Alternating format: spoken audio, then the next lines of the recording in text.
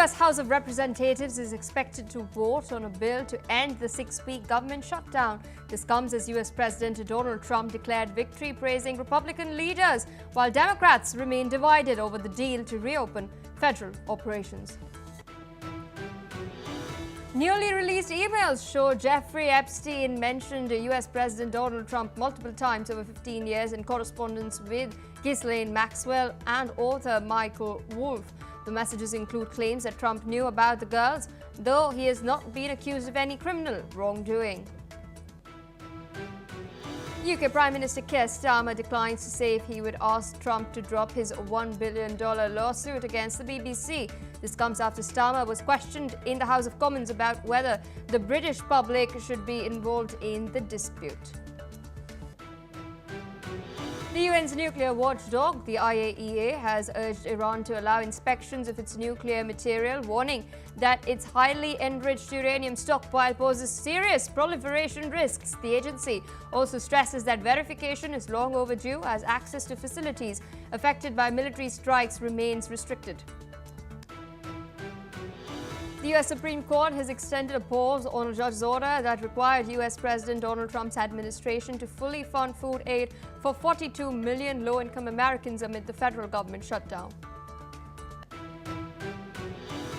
Venezuelan President Nicolas Maduro has signed a sweeping defense law urging national preparedness amid rising U.S. tensions, while Colombia's President Gustavo Petro suspends intelligence sharing with U.S. security agencies, criticizing U.S. missile strikes in the Caribbean. Canada announces additional sanctions on Russia targeting energy revenues, military technologies and cyber infrastructure used in hybrid strategies against Ukraine. The new measures include 13 individuals, 11 entities and 100 vessels from Russia's shadow fleet. Russia says it is ready to resume peace talks with Ukraine in Istanbul, its first offer in months. Moscow claims the ball is now in Ukraine's court, while Kiev accuses Russia of lacking seriousness about ending the war. Well, viewers, those are the headlines in our top focus. The U.S. Senate has passed a bill to end the 41-day government shutdown, which is the longest in American history, following support from a small group of Democrats for a Republican spending package that excluded key healthcare provisions. The shutdown has left millions at risk of losing food benefits, cancelled thousands of flights, and furloughed hundreds of thousands of federal workers without pay. The House is now set to vote on the bill, where Democrats are expected to push back. Now, if passed, federal food assistance programs like SNAP will be fully restored, and retroactive pay will go to about 1.4 million furloughed staff. Most federal agencies will receive funding until the 30th of January 2026, though healthcare subsidies remain a key point of contention. Democrats are highlighting the deal as a temporary fix, while keeping pressure on Republicans to protect medical programs. With us on the broadcast is Mr. Raymond Vickery, former U.S. Assistant Secretary of Commerce, joining us from Washington, D.C. Thank you so much for taking our time and speaking to us on NewsX World. We've seen the longest ever U.S. shutdown in history at 41 days. Senate has now passed this bill to end the shutdown. It's going to head to the House very, very soon. The vote is set to take place very shortly. Republicans do have their numbers stacked in their favor at 219. The Democrats are at 213. The magic path to the passage is slated at 218. In the midst of all of this, can we expect Democrats in the House to vote on party lines and maybe even some Republicans to break lines, or do you expect this bill will be passed? Well, thanks very much for having me. I expect that with all that's gone on, there will be a very narrow margin for opening the government again. It's a tragic situation when you do not have the usual checks and balances provided for in the U.S. Constitution, and a minority in the Senate has to resort to some sort of extraordinary measures even to get items on the agenda. I think it's going to go through. I believe that the pressure from the Supreme Court upholding the restrictions on the SNAP, what used to be called food stamps approach affecting 40 million. And the air traffic is going to require that there will be a reopening. But it's not going to solve the problem. We're going to be back into this in January, and it's really time for the Congress to assert itself. Indeed, what we've seen in the Senate was quite a shocker because some of the Democrats clearly broke their ranks. A lot of fingers are now being pointed towards Chuck Schumer, who is the leader of the Democrats in the Senate. A lot of criticism from Democratic voters against him. They've pointed at the fact that he's not been able to really rein in his own party members to not vote in favor of the Republicans. Does this point to some sort of internal discord that is taking place within the Democrats itself, and how is this likely to reflect on Chuck Schumer's leadership? Well, it very much is a problem for the Democrats.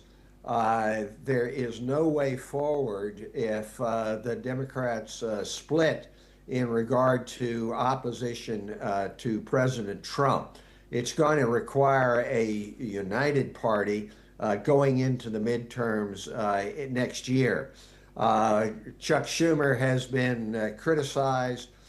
In the first time, he voted for legislation which would keep the government open. This time around, he went the other way. Democrats are particularly frustrated, but the reality is Democrats don't have the votes.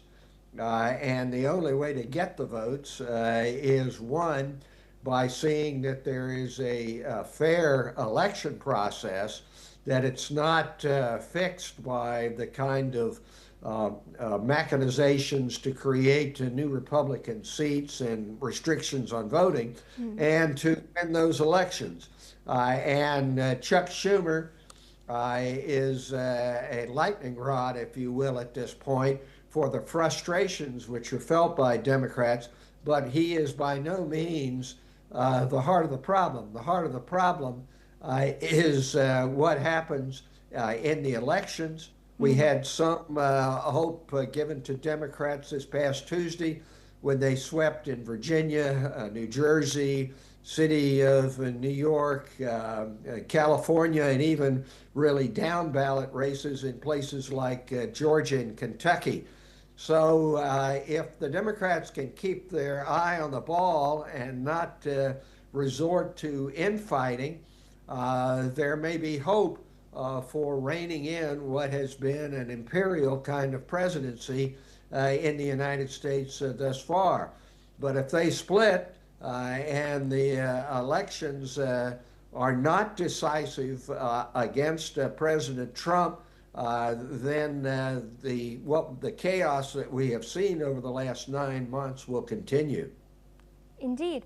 And we've also seen a lot of criticism being mounted against Donald Trump as far as this particular shutdown is concerned.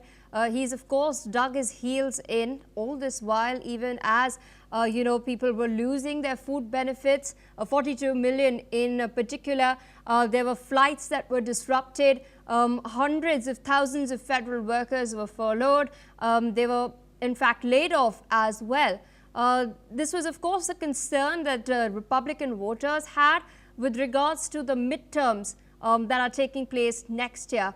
Now, with the Democrats finally caving in the Senate, whose victory is this really? Well, at this point, it's not a victory really for either side. What remains to be seen is how the electorate will sort out the behavior of Donald Trump and the Republicans coming into the midterms. I think there's every likelihood that the electorate is going to see a president who prides himself on deal making, who goes around the world saying he's solved this problem, that, but has refused to negotiate in regard to what is most important to people in the United States, and that is what happens with the economic situation, the budget, and what services are able to be provided on SNAP, on the Federal Aviation Administration. So I think that has yet to be sorted out, but polls thus far indicate that Republicans have taken a disproportionate amount of the blame for the shutdown. So while the Democrats are upset that Chuck Schumer and Tim Kaine and others have backed off and not been fighting hard enough, there is every prospect that people are going to say, well, look, you can't run a country this way, and revolt against the kind of election result that we had in 2024. Indeed, sir. Requesting you to stay on with us as we're tracking some other updates from the United States. We're now learning that newly released emails from Jeffrey Epstein's private correspondence have revealed multiple mentions of US President Donald Trump over the past 15 years. The emails released by Democrats on the House Oversight Committee show Epstein discussing Trump's interactions with a woman who was described as a victim of Epstein's sex trafficking and has suggested that Trump knew about the girls. These emails were exchanged with Epstein's associate, Ghislaine Maxwell, and author Michael Wolff. One message from Epstein sent in 2011 implies that Trump spent hours with the woman at Epstein's home. Additionally, a 2019 email from Epstein to Wolff addresses Trump's claim of asking Epstein to resign from Mar-a-Lago, with Epstein denying ever being a member. While Trump has denied any criminal wrongdoing, his relationship with Epstein, of course, remains under intense scrutiny. Still with us on the broadcast is Mr. Raymond Vickery. This, of course, has been at the forefront of the political arena and the issues that are being raised. I want to understand, are these fresh emails that have come to light likely to dent support for Trump, especially amongst the MAGA voter base, which has been for quite a while now quite loud on its vociferous demand to release the full files? Well, I think it is a problem for President Trump.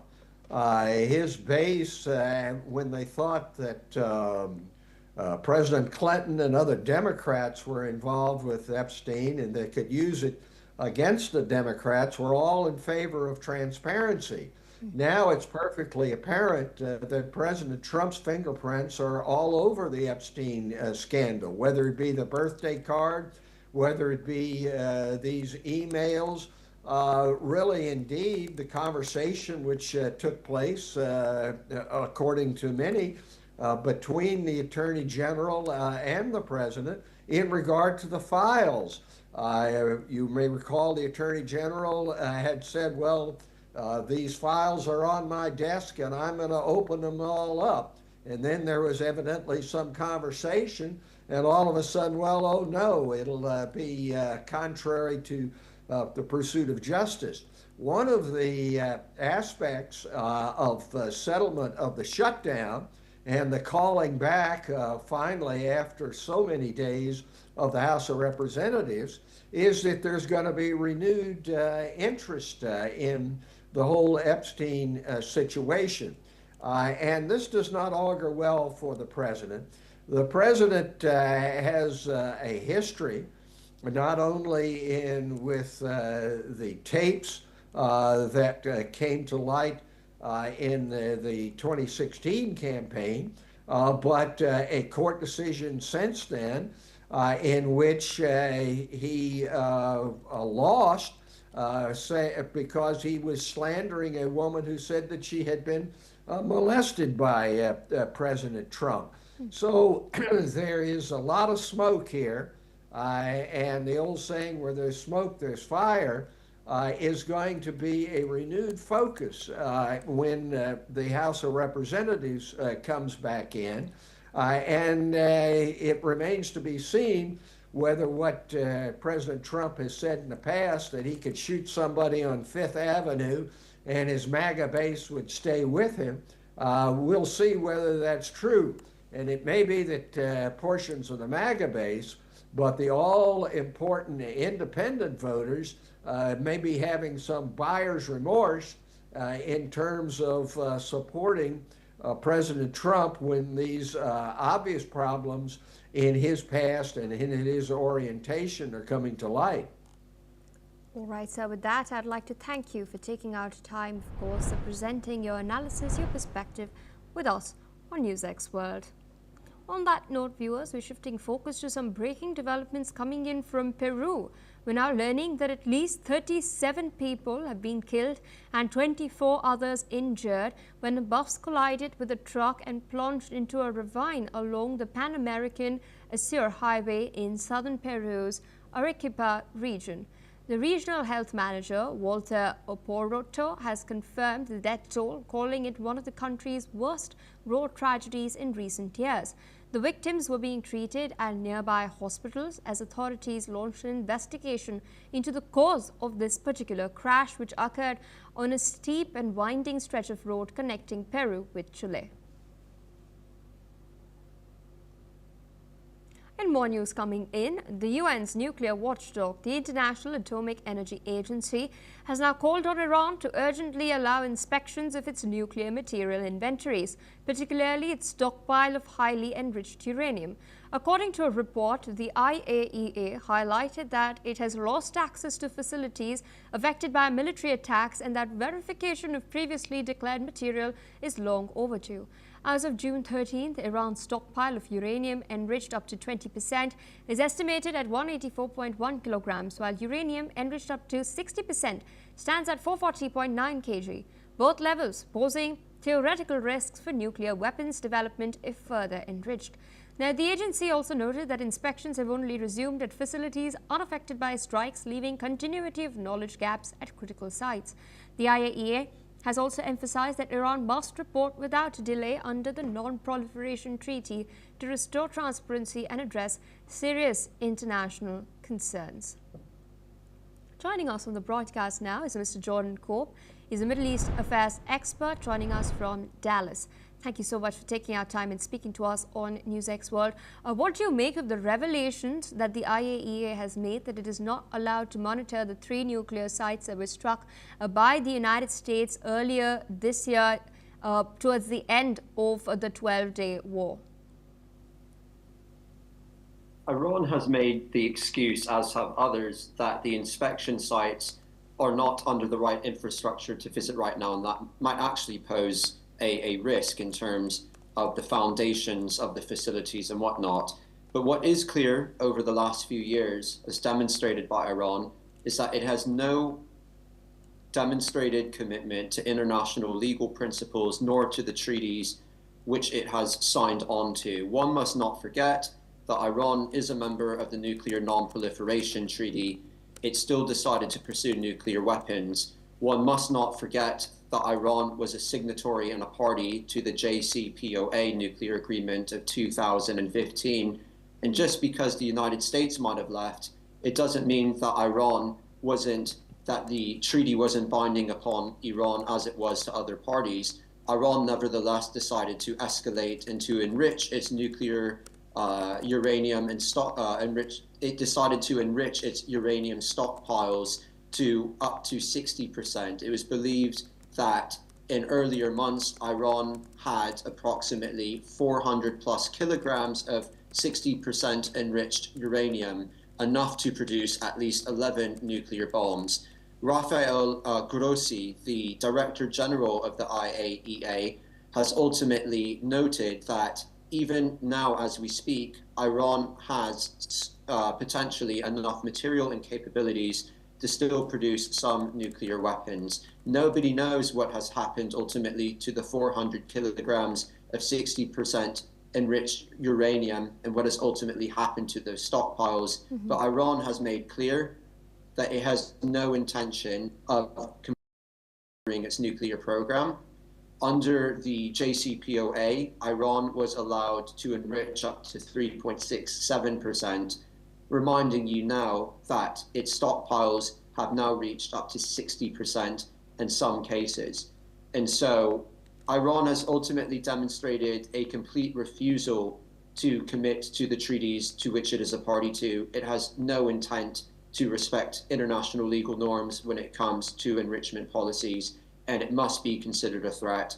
As the New York Times has noted, it's likely that war potentially could resume in the Middle East with Iran in the future, given its refusal to surrender its nuclear capabilities. Indeed, we've also seen an interesting phone conversation take place recently between Russian Foreign Minister Sergei Lavrov and Iranian counterpart Abbas Araghchi. This phone call focused primarily on the E3 nations, Britain, France and Germany, which of course had triggered the snapback mechanism at the UNSC. On the other hand, we've also seen some interesting statements coming from leaders from Iran that have practically left the door open for negotiations with the United States of America. I want to understand from you, are the economic impact of the sanctions as well as the current water crisis that we're seeing in Tehran driving this now? Is the Iranian administration worried at the moment? I think they could be. And I think going back to your point, why has the Iranian regime not allowed inspections at Fordow, Natanz, and Isfahan? Well, it's possibly likely that despite Iran's claims that the damage to the key nuclear facilities wasn't so sufficient, perhaps it was more damaging than the government is making it out to be, and it can't afford future humiliation, especially right now, as the country experiences one of the worst droughts it has experienced in recent memory. There are tremendous videos, and tremendous being horrifying, of dam levels being so low that people have actually walked in some parts across the water supply. But it's very worrisome for populations throughout Iran. But Iran also at the same time is very concerned in terms of the economic situation. Sanctions had been restored as of late September 2025, and allowing IAEA inspectors to inspect certain facilities surely is performative and for show to try to re-engage the Europeans into considering whether they want to continue those snapback sanctions for the long-term future. And so it remains yet to be seen ultimately how these inspections will manifest in the future. I don't expect any future invitations to Isfahan, Fordow, or Natanz, but one must also remember that in 2020, Iran ultimately allowed people to inspect certain facilities such as Marivan, but at the same time, they violated the JCPOA by having nuclear stockpiles passed around various sites in Iran that were ultimately considered secret at the time. Mm-hmm. Indeed, I'd like to digress a little bit over here. There was recently a plot that was revealed by US and Israeli intelligence agencies regarding an attempted assassination against an Israeli diplomat, the Israeli ambassador specifically to Mexico. The US agencies and Israeli agencies revealed that Iran was basically using its diplomats, its staff in the embassy in Caracas, Venezuela, to plan this entire plot and execute it, which is now being thwarted, of course. Iran has come out and so far denied that it was planning anything of this sort. But in the larger scheme of things, what do you make of the revelation? Do you think, and the timing of it specifically, do you think it will help the United States gain some sort of leverage if talks do end up taking place down the line? I don't think Iran's plotting of Israeli officials around the world is anything that is so completely surprising. Iran has proxies not just throughout the Middle East, but also those who are active in Latin America. Hezbollah, for instance, even though it's primarily located in Lebanon, has fields of activity in South America, and part of the way it fundraises for its mission is ultimately through the cocaine trade and through the narcotics trade, which runs heavily throughout South America and through which Hezbollah has found partners and has a strong presence in the tri-border region between Paraguay, Argentina, and Brazil. I don't think this will add any necessarily additional leverage for the United States. The United States is committed right now to stopping Iran and its Shiite Islamist project throughout the greater Middle East and cutting funding and supplies that have gone from Iran through Iraq, through Syria, and ultimately to Lebanon, where Hezbollah remains active and is trying to rebuild its capabilities right now, potentially for a future war in Israel, and in fulfillment of its ultimate mission of destroying Israel in the process. And so, to answer your question succinctly, I don't think it adds any new leverage. However, it's not surprising. And Iran also has been involved, or at least its proxies have been, in targeting Jewish institutions and Israelis around the world. One must not forget the Hezbollah AMIA attacks in Argentina when they attacked a Jewish community and killed many innocent people. There's also been plots by Iranians throughout Europe to gather intel and potentially plan attacks against Jewish communities in Europe. Indeed. With that, I'd like to thank you, Mr. Jordan Cope, for taking out time and putting all of this into context and perspective for our viewers. With that, we're shifting focus to what's taking place in the United Kingdom. We're now learning that UK Prime Minister Keir Starmer has stated that he had not authorised any attacks on his cabinet members.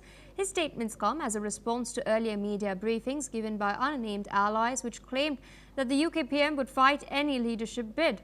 Now, those briefings had named Health Minister Wes Streeting and Interior Minister Shabana Mahmood as possible challengers.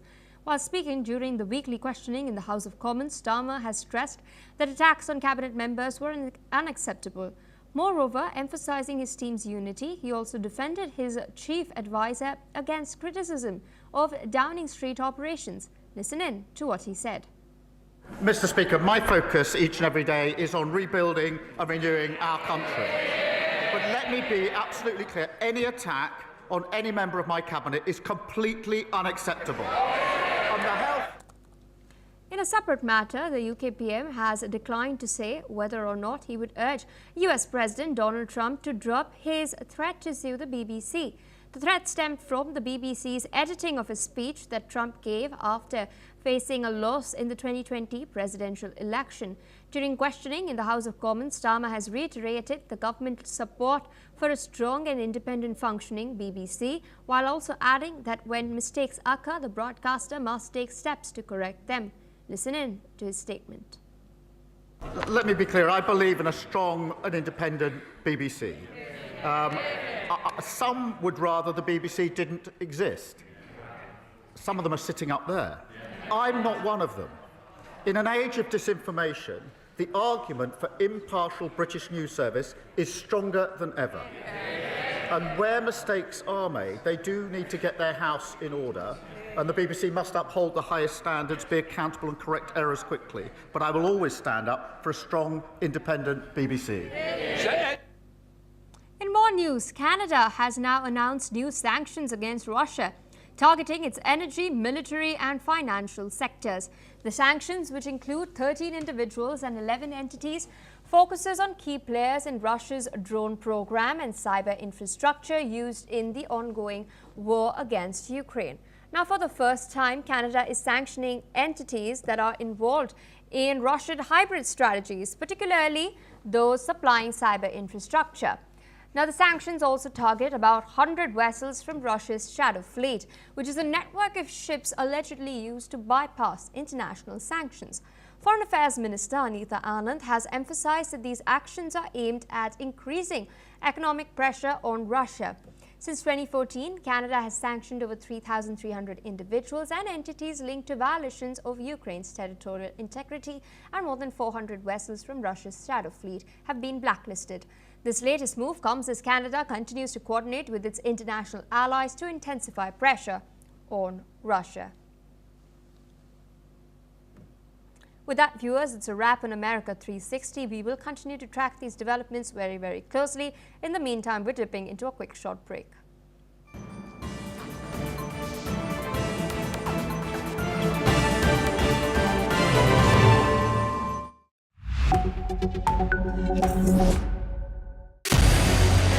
What we can do as the Interparliamentary Union to strengthen democracy, to promote human rights, to ensure that humanitarian law is respected.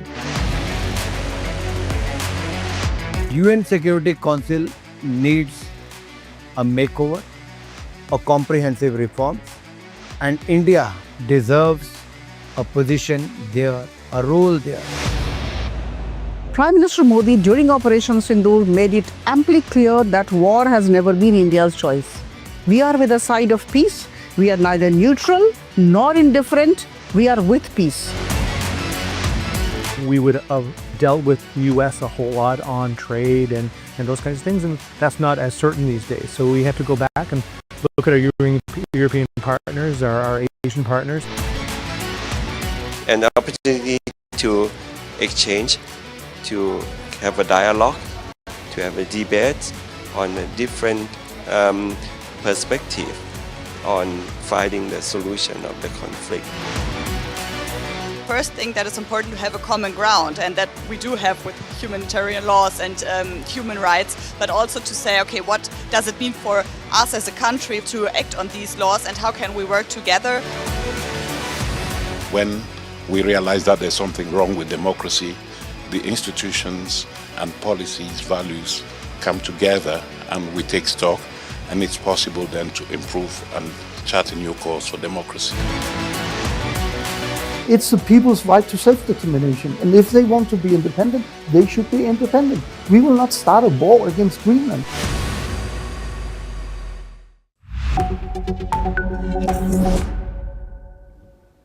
Hello and welcome viewers, I am Pia and you're watching the World Report on NewsX World. On that note, let's take a look at the headlines this hour.